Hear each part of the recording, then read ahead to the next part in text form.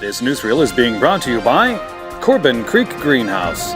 I think there are few people that could argue the fact that there are some very exciting jobs available if you've got the disposition for it.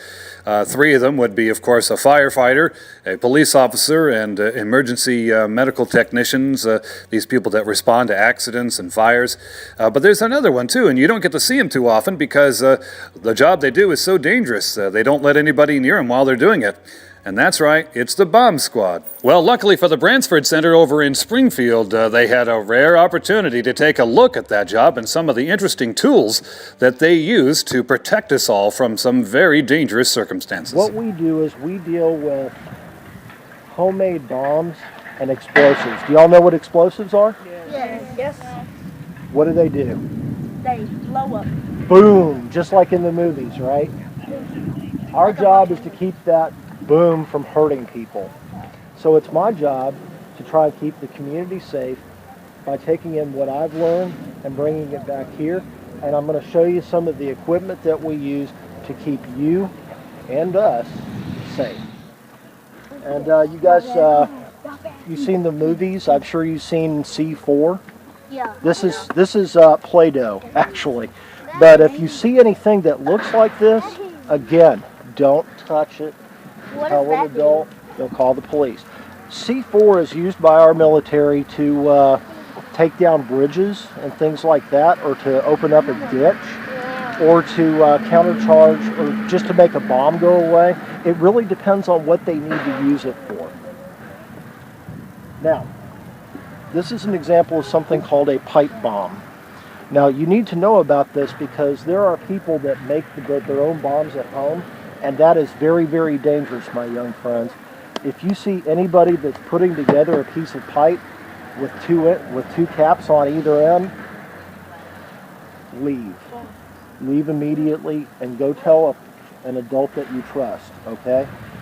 Because people that make these things can often hurt themselves or hurt somebody else, either intentionally or by accident. Are y'all understanding what I'm saying? We have a bomb suit for each officer that's on our squad. You can bend down, touch it. It's made of the same material that goes in a police officer's bulletproof vest, except there's a whole lot more armor in there. They hard. Why is it so hard? Some of it's hard, so it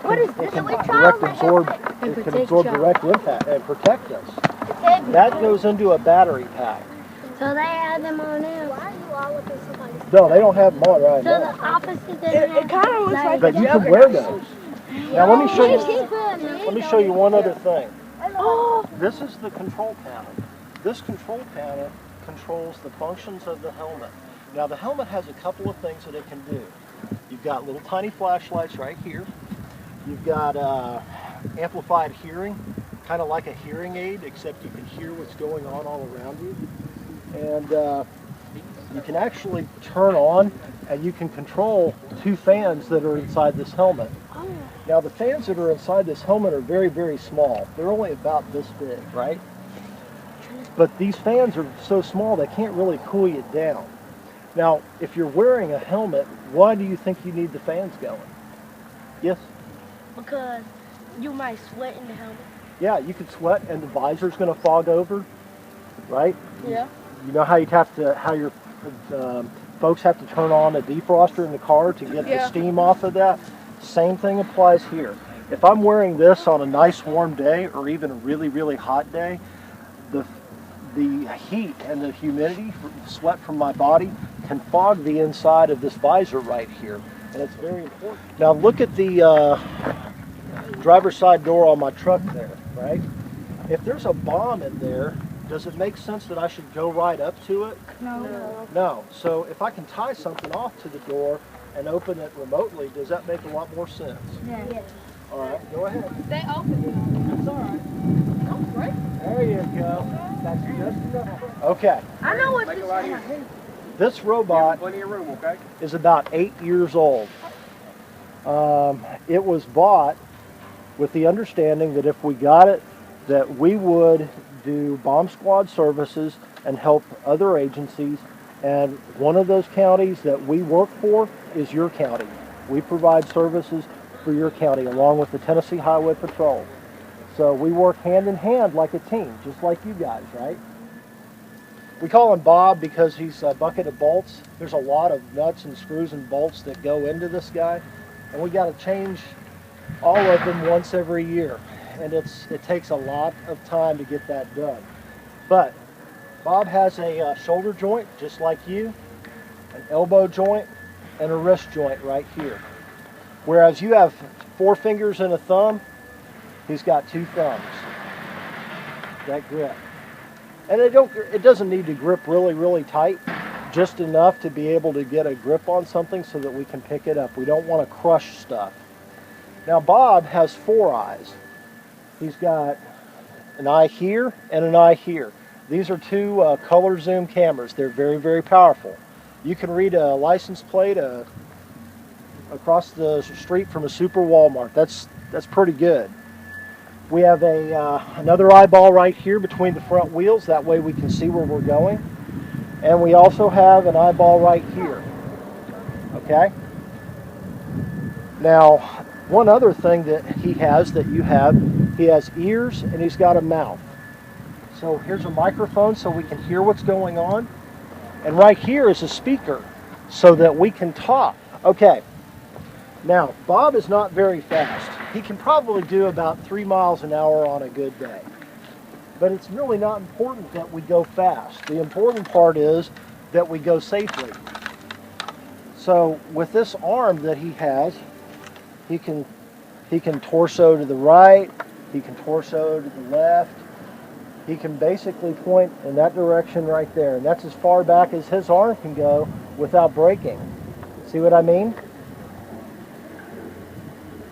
But we use this robot whenever there's something going on that we're not really sure about, and we want to try and stay as far away as we can.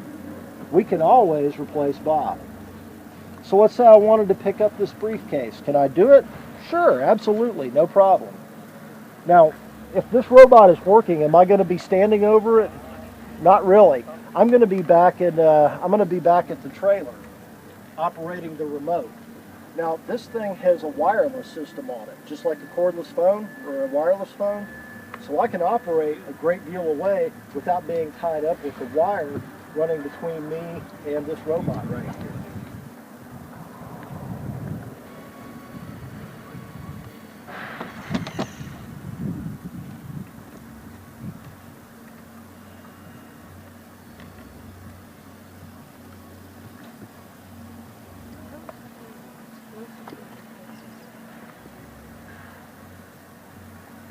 And then I can move this bomb wherever I want, or I can move this suspicious package wherever I need it to be. Because remember, if you're going to be a police officer and you end up dealing with something like this, you always move the people away from the problem. You don't move the problem away from the people, because what can happen if there's a real bomb in there? It could explode? It could explode if we picked it up, right? That's one of those briefcases. So we got to use good common sense.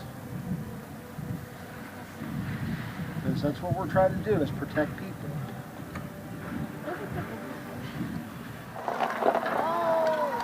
Bob, watch out.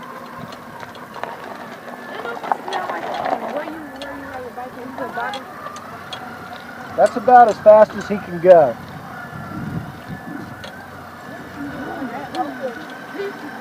I mean, even the second and third graders were out running. All right, now I'm going to turn left. Now remember, it's important not to get in front of Bob because Bob weighs 600 pounds. He's going to run you over there.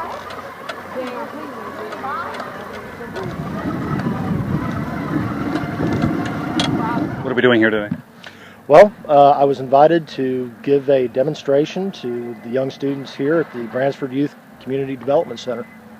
And basically gave them a chance to look at some of the tools that a bomb squad technician would use to keep themselves safe when responding to a call.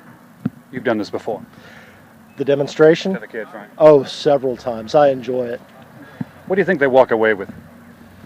Probably an understanding of the importance of learning. That's my goal. Learning is a never-ending process. You know, you would think that it would stop once we graduate high school or college, but it really doesn't stop. If you want to progress and succeed in life, continual learning is the key to that. And as for a bomb technician, it's not enough just to go to the basic school. Trends and changes over time require certification. It requires continuing education. What about, I don't know if there's any way to know it statistically, but educating them on what some of these things look like? I mean, it seems like you could at some point save somebody's life that way with them knowing what to get away from. Clearly. And I think that, again, education, showing them what threats look like in real life and not what you see on TV, could mean the difference between a student or a child being able to successfully tell an adult who can alert authorities, or a potential tragedy. And we're trying to avoid those. So he's a friend of yours? Yes, sir. Actually, we just met a couple hours ago. We met at a different program for speaking programs a couple hours ago, and invited him out to do a... I'm sorry, you just met him a couple of hours ago and somehow invited him and he was able to come here quickly and do this? Yes, sir. He was very generous at this time. He must have quite an influence on people. Well, I've got some good speaking skills sometimes. Good... Where were you speaking? With the sheriff's department at their great camp. Oh, I see. So we were there doing some bicycle safety and speaking about what we do as bicycle officers out here. We're speaking about the youth center here, which is a 5-week program. They're having a summer camp here, and this week we're having a week-long where the police department's putting on the educational portion in the afternoons. What do you hope the kids walk away from with a presentation like this? We're hoping that they get just to, understand that police aren't bad, that we're here as friends, and we're just people, and we're trying to teach them a little bit more about our jobs, and hopefully get some of them interested into our programs. We have not after school program, but a program with the Explorers that we teach teenagers going from 14 to 20 how to become a police officer, and then we take them to Gatlinburg, and hopefully we can get some future candidates from here. Well, a fire truck, you see them all the time, but you don't get to see the bomb squad guy, and that's a cool job. Yes, it was very interesting. That's the reason I asked him to come to see if he was available and see if he could come over here to help us out. Well, there you have it, Robertson County. An interesting look at an interesting job. This has been Jim Ball reporting for Smoky Barn News at the Bransford Center in Springfield. If you want a beautiful yard, don't go to one of those places that have a plant section. Go to Corbin Creek Greenhouse. Plants are all they do. Corbin Creek Greenhouse has been dealing with plants for generations. Their friendly, knowledgeable staff will answer all of your questions, whether they're simple or highly complex. So when you're ready to take down the neighbors with the best landscaping on the block, you want Corbin Creek Greenhouse. They're located at 4920 Highway 161 in Springfield, 384-3185. Once again, 384-3185.